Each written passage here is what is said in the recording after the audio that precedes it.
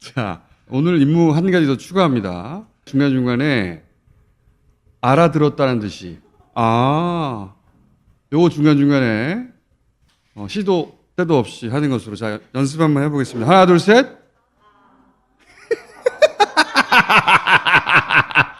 자, 최병현 교수님 모시겠습니다.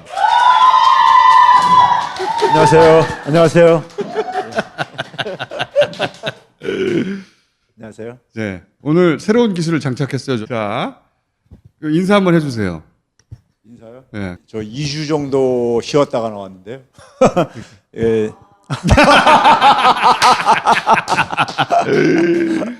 좋았어요. 반갑습니다. 그랬어요.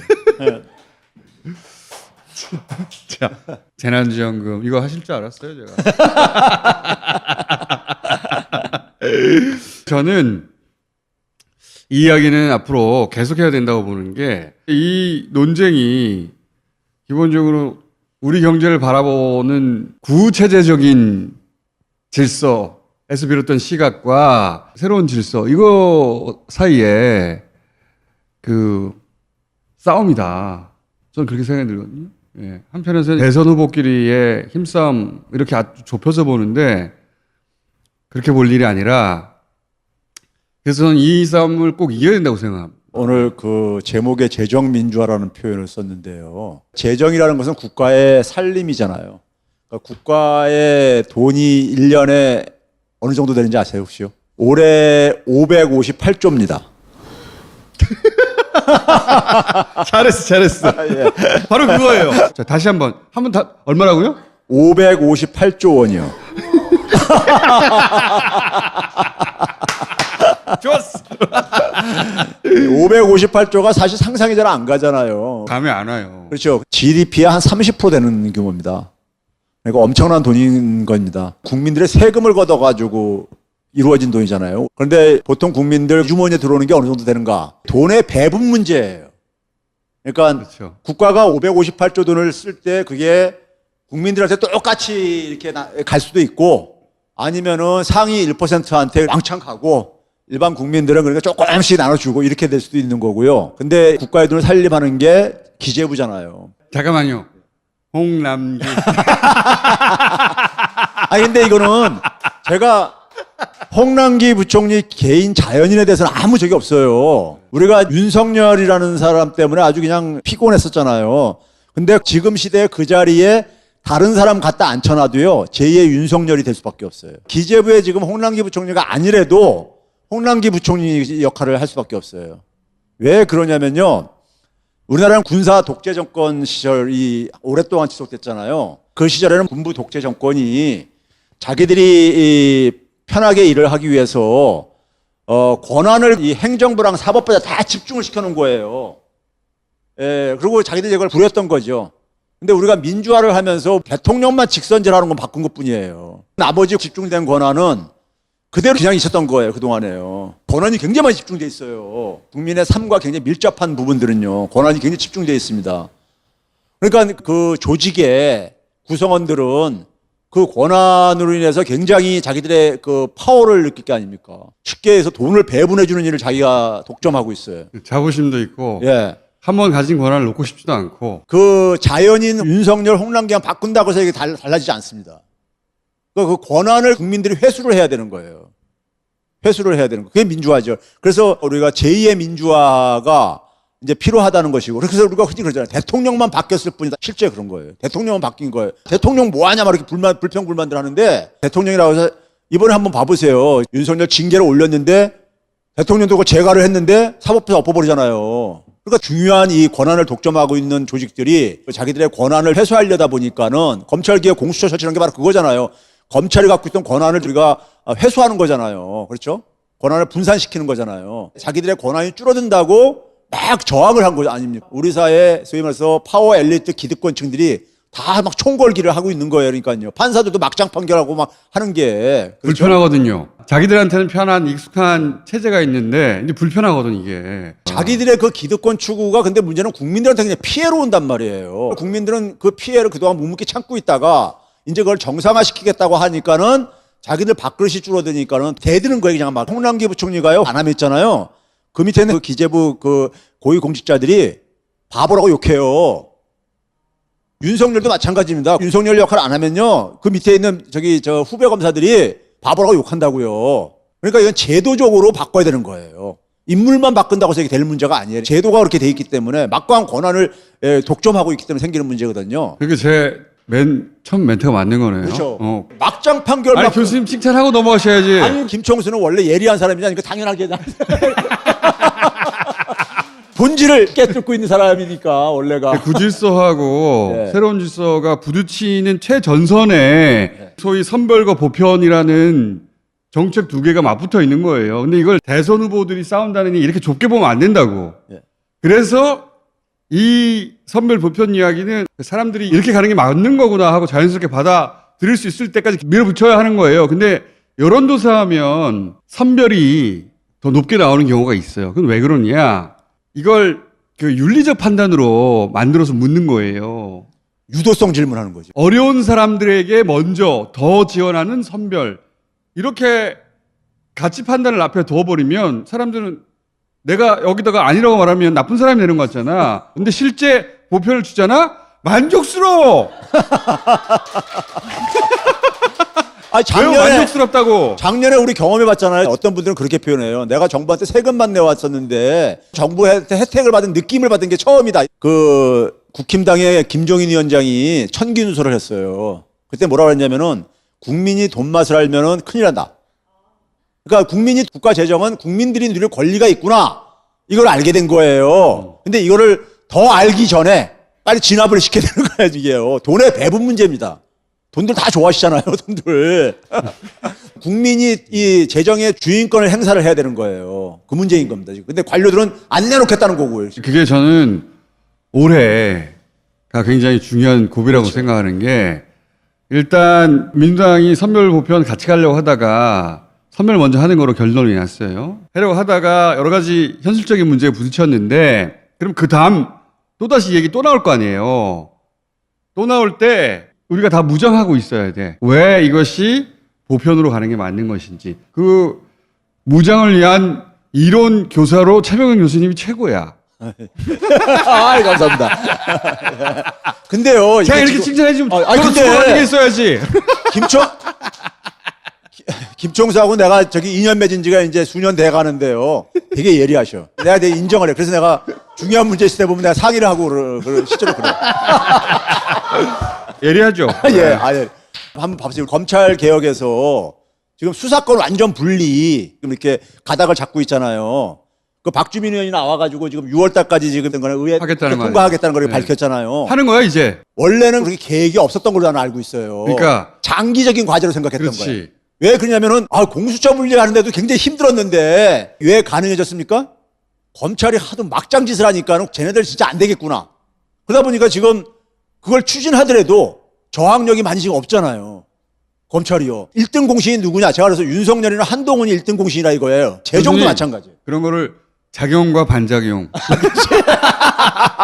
작용만 있을 줄 알았지 작용이 있으면 반작용이 있는 것이고 지금 반작용을 겪고 있는 겁니다. 지금 재정도 한번 봐보세요. 홍남기 부총리가 하는 것에 대해서 감나라 배나라 국민들이 많이들 얘기들 해요. 과거에는 그런 일이 없었어요. 그렇죠. 재정 민주화도 홍남기 부총리가 1등 공신이다. 이렇게 되게 된다면 그렇게 생각하게 만드는데 교수님이 큰 일조를 하셨어요. 아이 감사합니다. 우리한테 이걸 요구할 권리가 있는지 몰랐지. 그렇죠. 기재부가 뭘 하는지 관심도 없었어요. 근데 사람들이 이제 한마디씩 하잖아. 그렇게 돼야 되는 거예요. 이 서론이 너무 길지 않습니까? 사실 반복해서 했던 얘기니까 오늘 애기씨만 하죠. 예. 그 이유를 아는 게 중요해서 길게 얘기했어요. 예. 나머지는 10분 만에 끝내죠.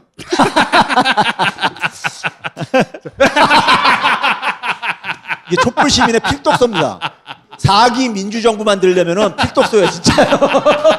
아니, 작년에 책 한 권 내내에서 다 해치웠는데 새로운 책이 또 나왔어. 이거를 내년에 4기 민주정부 만들기 위해서 뭐가 필요한 건지를 제가 자, 교수님, 이건 목표가 몇 권이에요, 도대체? 이거는 좀 많이 읽혀야 되는데. 작년에 우리가 몇 부하고 끝냈죠? 만부하고 끝냈지. 만부? 너무 욕심내지 마시고 15,000부 하지 15,000부. 알았습니다. 일단 지금 현재 스코어는 지금 어떻습니까? 한 2,300부 나갔어요. 2,400부? 예, 1월 말에 나왔거든요. 아, 그러면 2만 보 목표 되겠다. 2만 보 하죠. 예. 예. 그래 그 정도 잡으셔야지. 자, 그럼 다음 주부터 숫자 옆에서 쫙 써주세요. 알겠습니다. 그럼 다음 주마다. 아 이거 진짜 촛불 시민의 필독서로 만든 거예요 제가. 자, 필텍스. 자, 오늘 끝낼까요? 자, 지난해 제가 계속 얘기했지만은 지난해 우리가 1년 동안 겪어봤잖아요. 전 국민이 이 매출액 증가에도 굉장히 도움이 됐고 공정하고 정의롭고 효율적인 건 다 전 국민으로 나온 거예요. 수치상. 그러니까 최근에는 뭐냐면 피해 보상하고 방역에만 집중을 해야 된다. 담론을 바꾸고 있습니다. 그러니까 전 국민한테 지급을 하면 그걸 쓰러 가서 방역에 방해가 된다는 거예요. 얼핏 들으면 그럴듯한 논리인데, 근데 사실 이 논리도 말이 안 된다고 생각하는 게, 제가 얘기할게요, 짧게.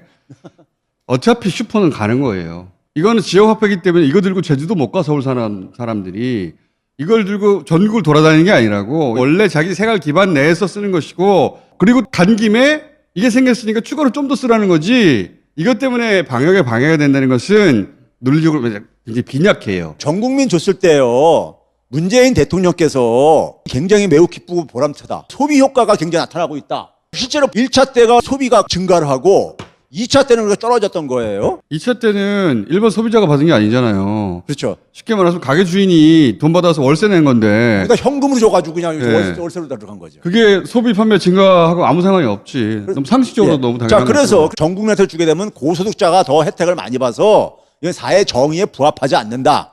이렇게 얘기했는데 뚜껑을 열어보니까 전 국민 줬을 때 하위계층일수록 소득 증가가 더 높은 거예요. 그러니까요. 저는 궁금한 게, 선별을 주장하는 사람들에게 필요한 데이터가 있잖아. 그럼 그 데이터를 생산해 줘야 된단 말이죠. 어딘가에서.